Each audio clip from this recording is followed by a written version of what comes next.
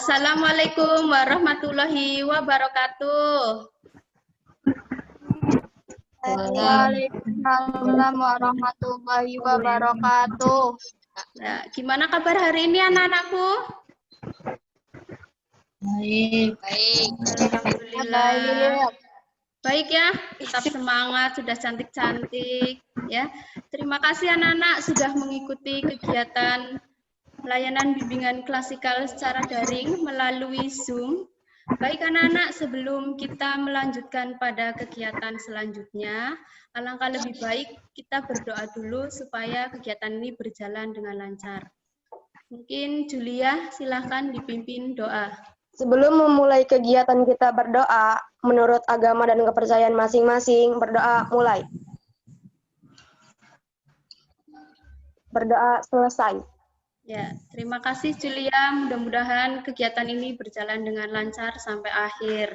Nah, anak-anak, pada hari ini Ibu akan memberikan materi mengenai strategi belajar efektif dan efisien di masa pandemi. Ya, tujuan Ibu memberikan materi ini adalah yang pertama, agar kalian dapat mengembangkan strategi belajar yang efektif dan efisien pada semua bidang pelajaran. Berarti kurang lebih ada 11 mata pelajaran.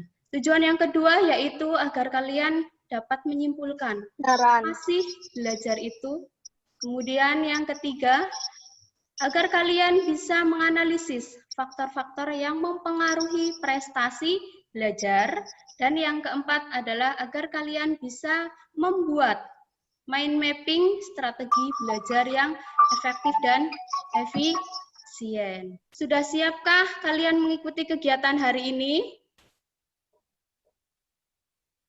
Siap. Ya, baik anak-anak.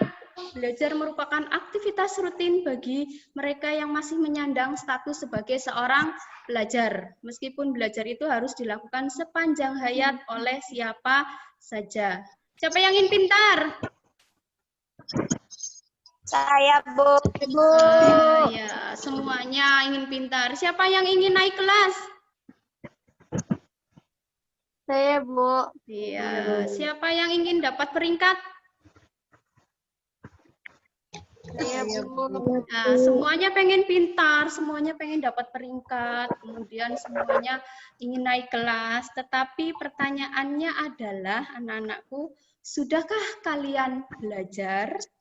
Sudahkah kalian kerjakan tugas dari Bapak Ibu Guru dengan baik? Jawab di dalam hati kalian masing-masing. Baik anak-anak, Ibu mau tanya dulu. Kira-kira belajar itu apa ya? Ada yang mau jawab?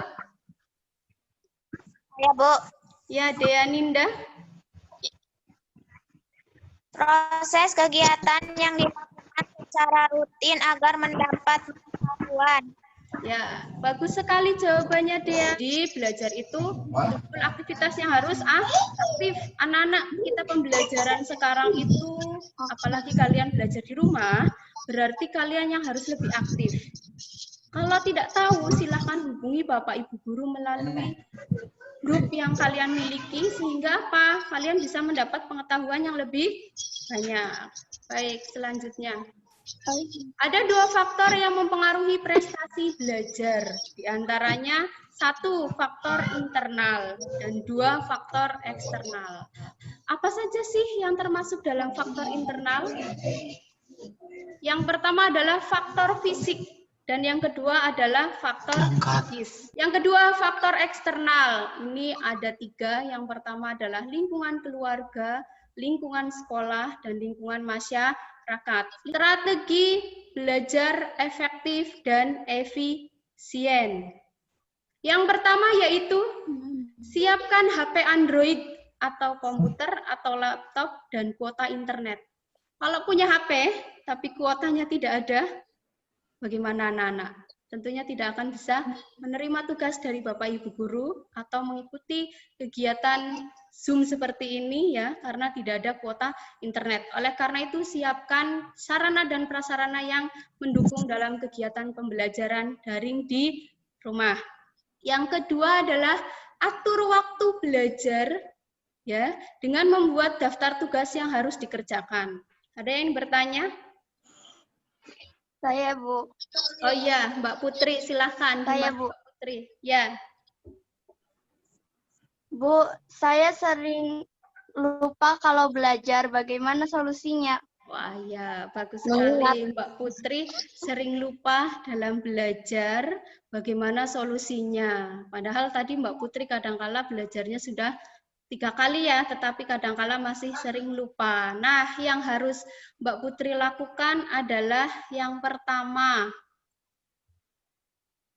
buat rekaman. Ya, buat rekaman. Artinya gini, ketika Mbak Putri belajar, coba direkam di HP. Ya, kemudian setelah direkam, putar rekaman itu berulang kali. Dan yang kedua adalah membuat catatan atau dalam bentuk mind mapping yang akan kita buat nanti. Sehingga apa? Belajarnya tidak terlalu banyak. Ya, diulang terus sampai kamu hafal ya, karena belajar itu tidak cukup hanya sekali tapi harus berulang kali. Mungkin begitu ya Mbak Putri. Kalian sudah melihat video yang Ibu bagikan lewat WA grup ya? Sudah belum? Sudah, Bu. Ada yang ingin menyimpulkan anak-anakku dari Saya, video? Bu. Oh iya, Mbak Julia silahkan. Bahwa belajar itu harus ada kesatuan kuat dalam diri. Bahwa belajar itu harus ada kemauan dalam diri. Bagus sekali, karena ini dalam video tersebut ada kemauan yang keras untuk belajar. Saya, Bu, kurangi Ya, update status, kurangi main, dan fokus pada belajar.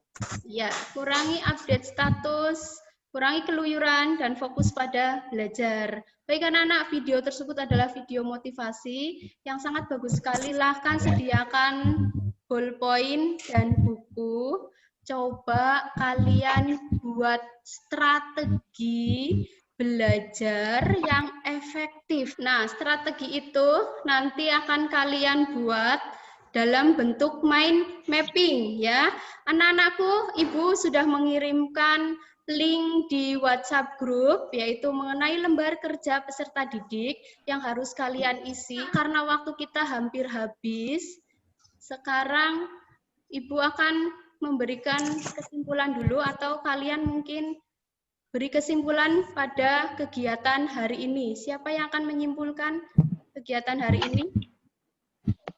Saya, Bu, Ya, silakan. kita harus terus belajar meskipun di rumah, dan kegiatan hari ini sangat bermanfaat untuk saya, karena saya dapat membuat strategi belajar. Bagus sekali. Mbak siapa tadi ya? Mbak Indah. Iya, Bu. Ya, bagus sekali Mbak Indah. Ternyata Mbak Indah sudah mendapat manfaat dari kegiatan pada hari ini. Kegiatan hari ini memberikan motivasi untuk bisa belajar lebih rajin lagi. Baiklah anak-anak, meskipun di masa pandemi seperti sekarang ini, memang belajar itu harus kalian lakukan karena ini merupakan kewajiban dan tanggung jawab kalian sebagai seorang pelajar. Juga sudah mengirimkan link Google Formulir di WhatsApp grup mengenai evaluasi kegiatan layanan hari ini. Kalian harus isi link itu setelah mengikuti kegiatan hari ini. Baik anak-anak, karena waktu kita sudah hampir habis. Mbak Dea Ninda, silakan ditutup dengan berdoa. Sebelum kita akhiri kegiatan hari ini, mari kita berdoa sesuai saya.